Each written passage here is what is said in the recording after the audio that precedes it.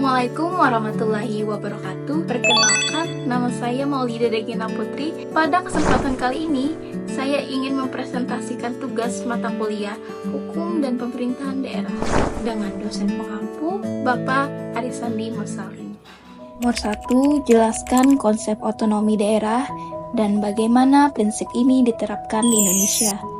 Otonomi atau autonomi berasal dari bahasa Yunani, auto yang berarti sendiri dan nomos yang berarti hukum dan peraturan. Menurut Undang-Undang Nomor 32 Tahun 2004 dan Undang-Undang Nomor 23 Tahun 2014 tentang pemerintahan daerah mendefinisikan otonomi daerah sebagai wewenang dan kewajiban daerah otonom untuk mengatur dan mengurus sendiri urusan pemerintahan dan kepentingan masyarakat setempat sesuai dengan peraturan perundang-undangan. Pada prinsipnya, kebijakan otonomi daerah di Indonesia dilakukan dengan mendesentralisasikan kewenangan yang sebelumnya tersentralisasikan oleh pemerintah pusat. Dalam proses desentralisasi, kekuasaan pemerintah pusat dialihkan ke pemerintah daerah sebagaimana mestinya, sehingga terwujud pergeseran kekuasaan dari pusat ke daerah, kabupaten, dan kota seluruh Indonesia. Jika dalam kondisi semula, arus kekuasaan pemerintahan daerah bergerak dari daerah ke tingkat pusat, diidealkan bahwa sejak ditetapkannya kebijakan otonomi daerah itu, arus dinamika kekuasaan akan bergerak sebaliknya, yaitu dari pusat ke daerah.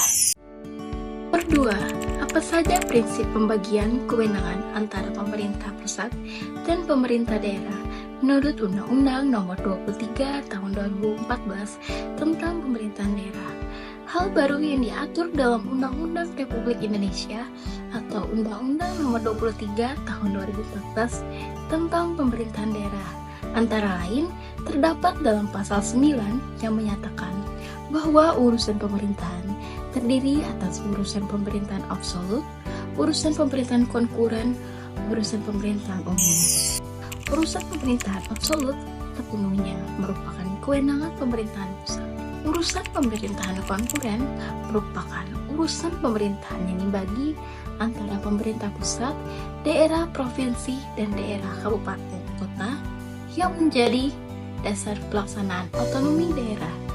Sedangkan urusan pemerintahan umum ialah urusan pemerintahan yang menjadi kewenangan presiden sebagai kepala pemerintahan. Ketiga, sebutkan dan jelaskan 3 tantangan utama dalam pelaksanaan otonomi daerah di Indonesia. Yang pertama ialah kesenjangan kapasitas daerah. Tidak semua daerah memiliki kapasitas yang sama dalam mengelola otonomi. Daerah dengan sumber daya manusia, infrastruktur, dan ekonomi yang terbatas seringkali kesulitan menjalankan kewenangan otonomi secara efektif. Hal ini memperbesar kesenjangan antara daerah maju dan daerah tertinggal.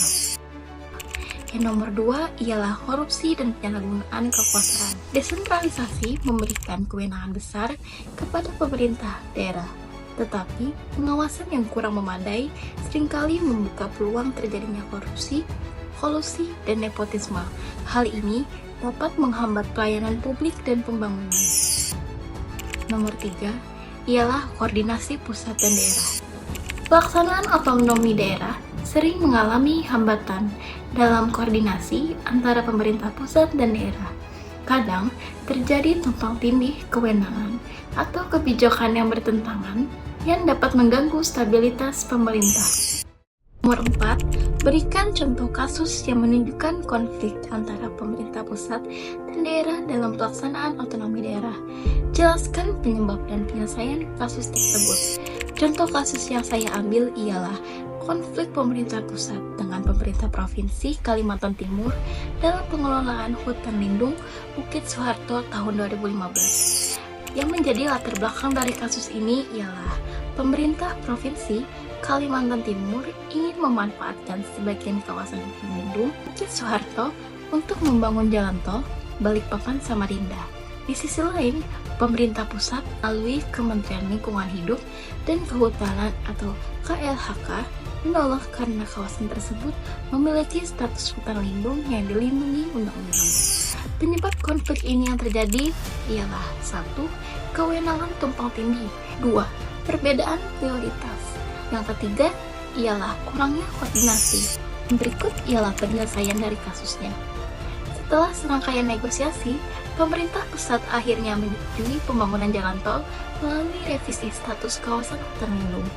Pemerintah Provinsi Kalimantan Timur diizinkan menggunakan sebagian kecil wilayah hutan lindung Bukit Sarto dengan syarat daerah tersebut harus melakukan reformasi atau penanaman kembali untuk mengganti lahan yang terkena pembangunan.